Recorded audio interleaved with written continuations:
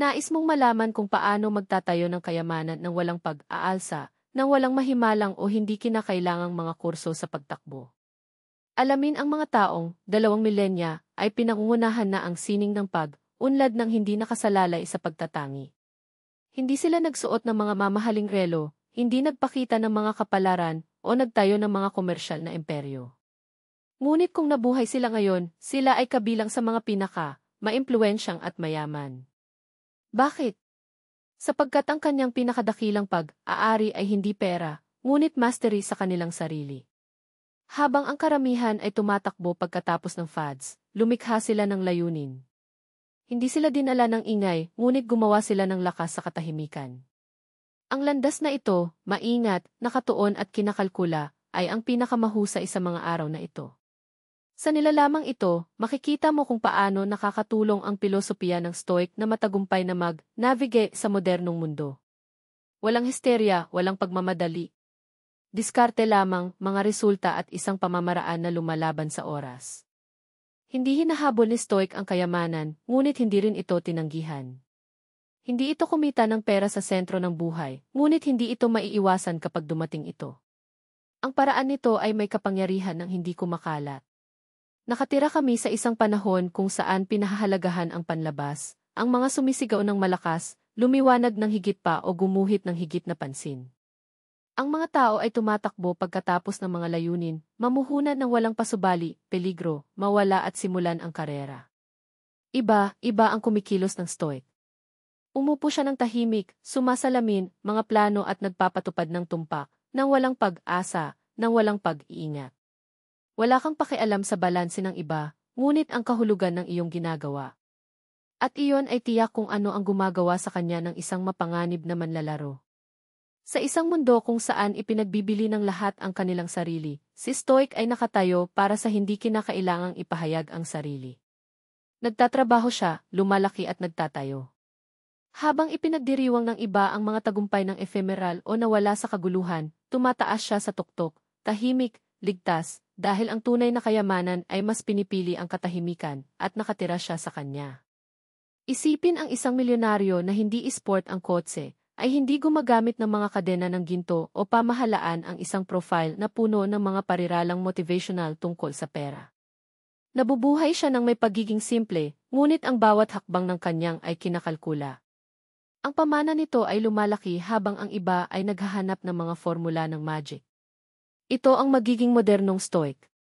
Hindi ko ipinagmamalaki ang tagumpay dahil alam nito na ang panlabas ay lumilipas. Ang totoong kapalaran ay nasa loob, sa kalinawan ng pag-iisip, kalmado sa harap ng mga kaguluhan sa merkado, at ang kakayahang huwag pansinin ang maingay na mga pagkakataon na nangangako ng madaling pakinabang. Siya ay mamuhunan sa mga kasanayan, kaalaman, mga pagpapasya sa pangmatagalang. Hindi ito tatakbo pagkatapos ng mga fads, ngunit magtatayo ng mga pundasyon. Nanatili siyang tahimik kapag ipinagmamalaki ng iba at kumilos kapag nag-atubili ang iba. Ang diskarte nito ay nasa disiplina, focus, katahimikan. At iyon ang magpapasaya sa kanya, hindi magdamag, ngunit magpakailanman. Ang kasalukuyang halaga ng mundo ay maihalaga ng mabilis na mga resulta. Ang mga tao ay nais na yumaman ngayon, mas mabuti ng walang kahirap-hirap. Iba ang iniisip ni Stoic. Bumubuo ito tulad ng mga sinaunang masters, layer sa pamamagitan ng layer, taon-taon. Hindi ito naghahanap ng bilis, ngunit solidity. Alam mo na ang lahat ng mabilis na break, at na ang grande ay tumaas sa katahimikan. Sa makatuwid, huwag tumakbo pagkatapos ng hypes, ngunit naghahanap ng mga puntos ng suporta. Mas pinipili niyang kumita ng mas kaunti, ngunit ligtas, upang ipagsapalaran ang lahat sa isang hangang paglipat. Huwag tumaya sa swerte, ngunit sa pagkatao. Ito ang kakanyahan ng Stoic na diskarte sa kasaganaan. Kapag ang iba ay naghihintay, kumikilos siya. Kapag ang iba ay nag-panic, napansin niya. Kapag sumuko ang iba, nagpapatuloy ito. Hindi ito pumapasok sa merkado na hinihimok ng damdamin, ngunit bilang isang estratehikong, malamig, handa, pagkalkula. At nanalo ito dahil hindi ito naglalaro, gumana. Ang isang malakas na prinsipyo ng Stoicism ay, kontrolin kung ano ang nakasalalay sa iyo at hindi nagdurusa sa iba. Ang Stoic millionaire ay nalalapat ito sa lahat. Huwag stress sa sipin ng dolyar, hindi ito gumugol ng enerhiya sa balita na hindi mababago. Nakatuon ito sa kung ano ang nasa loob mo, ang iyong kaalaman, gawi, desisyon. Alam mo na ito ay ang maliit na araw na pagkilos na humuhubog sa kapalaran sa pananalapi. Isang ekonomiya dito, isang oras ng pag-aaral doon, isang pag-uusap na humahantong sa isang pakikipagtulungan. Hindi ito naghihintay para sa swerte, ngunit lumilikha ng mga kondisyon. Huwag magreklamo tungkol sa merkado, pag-aralan ito. Hindi ito nakasalalay sa isang sweldo, nagtatayo ng mga mapagkukunan ng kita. At ginagawa nito ang lahat ng walang pag-aalsa, sapagkat naunawaan nito na ang katahimikan ay isang luho na nakalaan para sa mga namamayani sa kanilang sarili, at sa makatuwid ay namumuno sa paraan ng kayamanan. Pansin, ang tunay na paraan sa kasaganaan ay hindi nagsisimula sa pera, ngunit may disiplina. Alam ni Stoic, kung hindi nito makontrol ang mga gawin nito, hindi nito makontrol ang kapital nito. Mga trend sa mga simpleng bagay, gumising ng maaga, pag-iwas sa mga pagkagambala, asno. Brer kung ano ang ipinangako mo. Hindi ito naghihintay para sa pagganyak, kumikilos ito sa pamamagitan ng pagpapasya.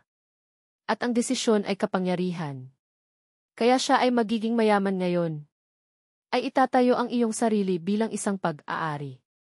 Habang ang iba ay namuhunan sa mga barya, namuhunan siya sa willpower. Malalaman ko ng eksakto kung gaano ito kikitain, kung magkano ang gumugol at kung saan pupunta ang bawat tunay. Hindi ito gagawa ng mapang, akit na pagbili, sapagkat naunawaan nito na ang bawat bagay ay isang pangako sa hinaharap. Ang mas malinaw na pangitain ng layunin, ang hindi gaanong labis ay kinakailangan. Ang Stoic ay hindi mahirap, kinakailangan. Nabubuhay siya sa pamamagitan ng prinsipyo, mayroon akong sapat, at ang lahat ng naiwan ay kaguluhan. Ito ay sa katahimikan na ito, sa self-control na ito na naninirahan sa kapangyarihang pampinansyal. Hindi siya natatakot simula sa simula. Alam mo na ang kadakilaan ay ipinanganak mula sa unang hakbang. Habang may nagsasabi, wala akong paunang kapital, tugon ni Stoic, ngunit mayroon akong katalinuhan, oras at pagpapasiya. At nagsisimula. Huwag magreklamo tungkol sa merkado o krisis, dahil alam mo na ang mga perpektong kondisyon ay hindi umiiral. Ang kayamanan ay hindi tungkol sa perpektong mga sitwasyon, ngunit tungkol sa pagiging handa na kumilos anuman ang mga pangyayari. Magsisimula ito sa isang simpleng serbisyo, pakinabang na nilalaman, maliit na pamumuhunan sa iyong sarili. Hindi ito maghanap ng madaling pera, ngunit ang mga paraan upang makabuo ng halaga, dahil naunawaan nito na ang pera ay bunga ng utility. Ang mas maraming benepisyo na ibinibigay mo, mas babalik ito sa iyo. Kaugnay nito, ang Stoic path ay tahimik, hindi tumatakbo, nagsisilbi ito, huwag sumigaw ng bumili mula sa akin, lumilikha ng kailangan ng mga tao. At umani ng mga prutas ng hindi kumakalat na may dignidad. Sa isang mundo kung saan nais ng lahat na tumayo, ang mga Stoic ay nagtagumpay ng tumpak dahil alam nila kung paano mawala. Hindi ito nakikipagkumpetensya para sa pansin, ngunit nagtatayo ng halaga sa anino. Ang kanyang pangalan ay maaaring hindi sikat, ngunit ito ay sa kanya na lumiliko kapag naghahanap sila ng kalidad. Kapag napakaraming ingay, ang katahimikan ay nagiging magnetic. Ang mga tao ay napapagod sa pagtatangi, walang laman na mga pangako, kasinungalingan. Ang Stoic ay tunay. Huwag kausapin, gawin mo. Hindi ito nangangako, paghahatid. Hindi nagbebenta ng imahe, nagtatayo ng mga resulta. At doon nangyayari ang mahika. Sa gitna ng pangkalahatang kaguluhan, ang kalmado nito ay nagiging bihira, at ang pambihira ay laging may halaga. Maaari itong mamuno sa mga koponan, pamahalaan ang mga malalaking pag-aari, gumawa ng mga madiskarteng desisyon. Lahat ng walang mga drama, ng walang pose, lamang na may katahimikan, kaliwanagan at halimbawa. Sa makatuwid ang tahimik na landas sa mga gawa sa yaman, hindi ito ipakita, ito ay para sa mga resulta. Alam ni Stoic ang bigat ng mga salita at, sa makatuwid, ay gumagamit ng mga ito ng parsimony. Hindi ito ibinebenta ng mga talumpati, ngunit may mga aksyon. Sa isang panahon ng labis na impormasyon, kung saan ang lahat ay nangangako ng tagumpay sa 7 araw, ang tahimik na tao na naghahatid ng mga resulta ay nagbibigay inspirasyon sa kumpiyansa. Hindi na kailangang patunayan ang anuman. Ang patunay ay kung ano ang itinatayo nito. Hindi kailangan stoic ng advertising, inirerekomenda ito. Hindi nangangailangan ng promosyon, matatagpuan. Dahil sa isang mundo kung saan ang kawalang, tatag ay ang panuntunan, ang katatagan ay nagiging isang bihirang kabutihan. At si stoic ay matatag.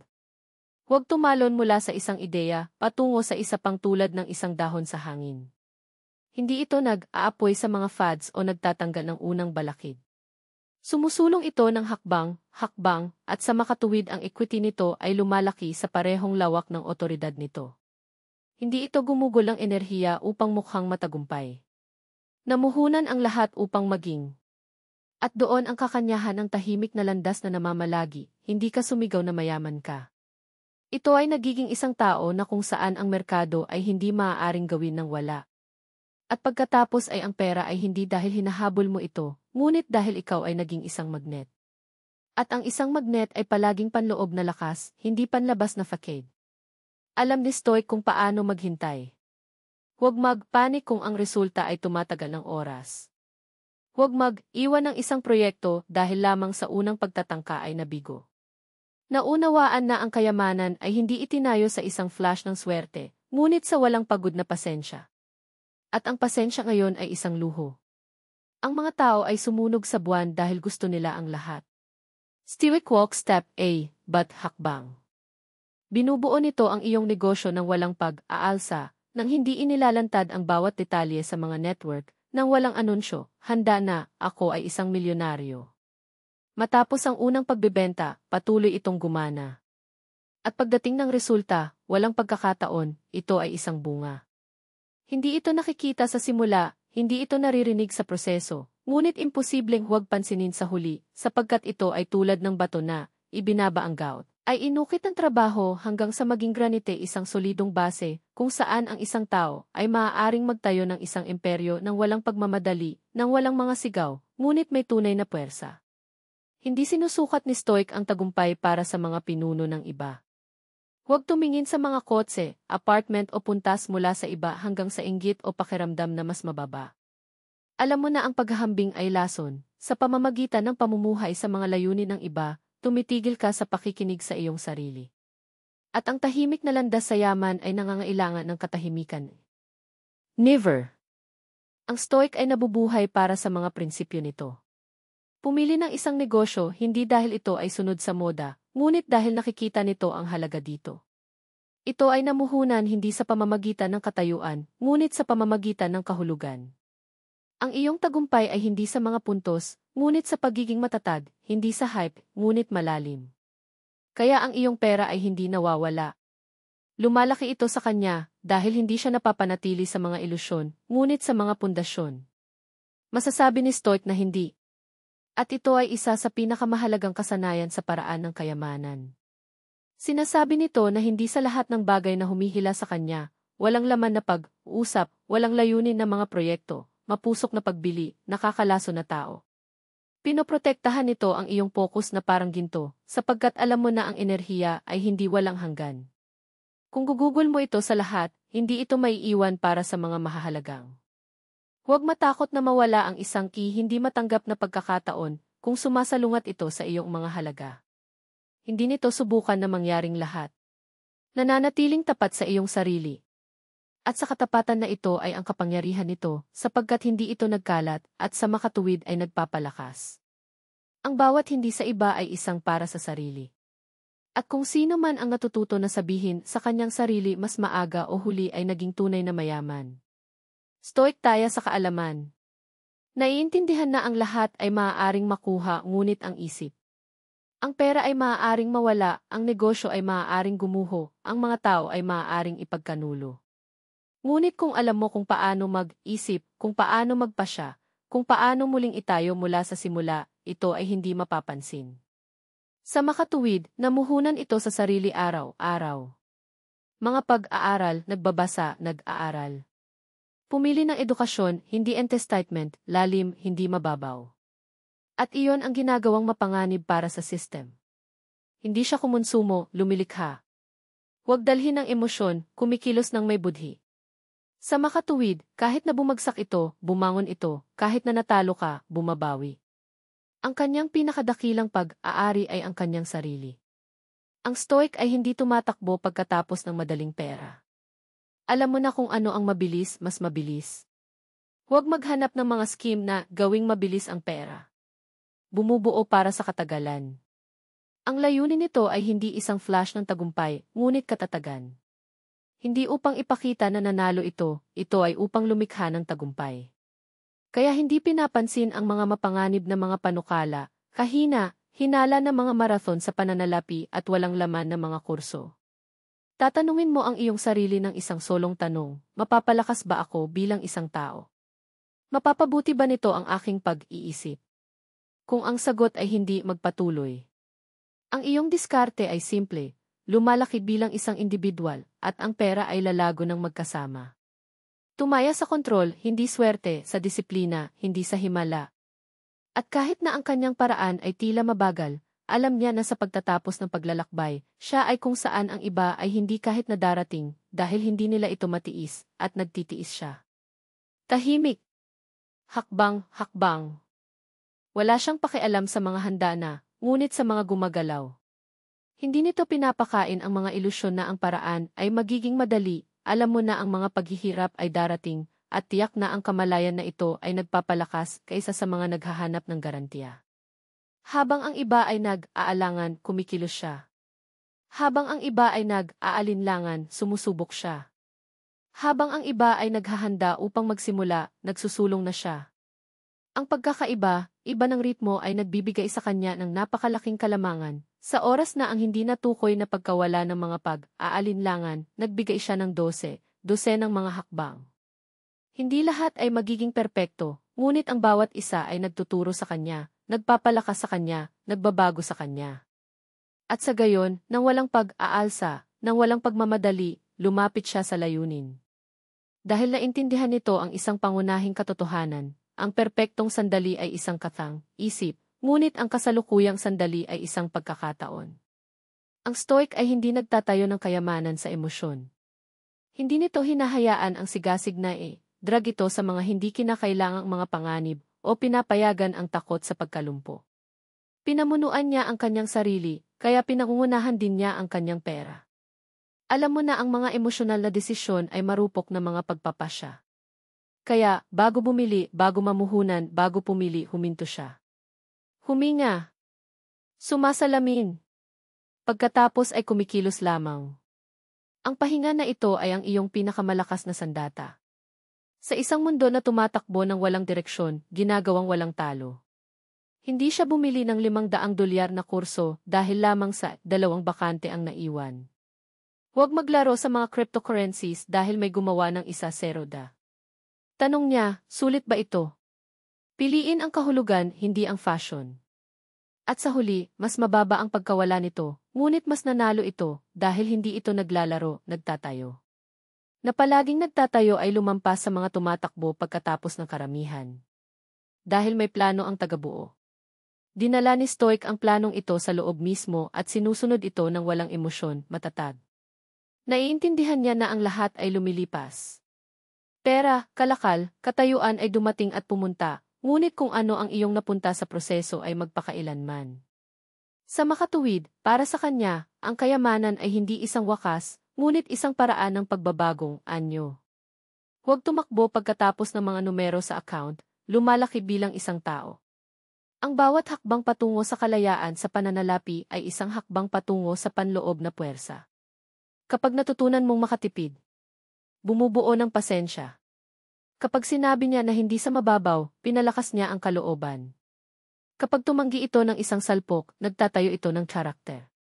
At pagkatapos ay nangyayari ang mga mahahalagang, ang pera ay hindi na resulta at nagiging isang salamin ng pag-unlad nito.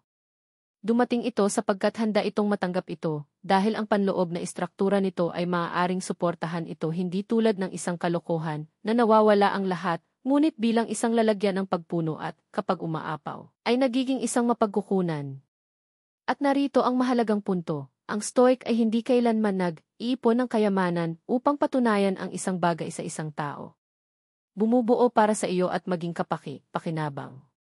Alam mo na ang tunay na lakas ay hindi sumisigaw mula sa itaas, ngunit upang mapalawak ang kamay sa mga nasa ibaba pa. Kapag naabot nito ang mga layunin nito, hindi ito itinaas, mas tahimik ito dahil sa iyong mundo, ang pera ay responsibilidad. Ito ay ang pagkakataon na gumawa ng higit pa, tulungan ang mga nasa paligid at mapalawak ang kanilang impluensya, hindi sa ingay, ngunit maihalimbawa. Huwag mangarap na maging sikat, mga pangarap na maging epektibo. At kapag naabot na ito, nagpapatuloy lamang ito, nang walang pagtatangi, nang walang palakpakan, dahil ang kayamanan, para sa kanya, ay hindi isang linya ng pagdating, ngunit ang pagpapatuloy ng isang landas, mas malalim, mas matahimik, mas malakas. Ang landas na ito ay palaging mananalo, dahil ang tahimik na puwersa ay hindi masira. Maaari kang humingi ng kayamanan sa dalawang paraan, pagsigaw, pagtakbo o tahimik, matatag, na may isang hindi matitinag na core. Pinili ng Stoics ang pangalawa. At gumagana pa rin ito kahit na matapos ang 2,000 taon.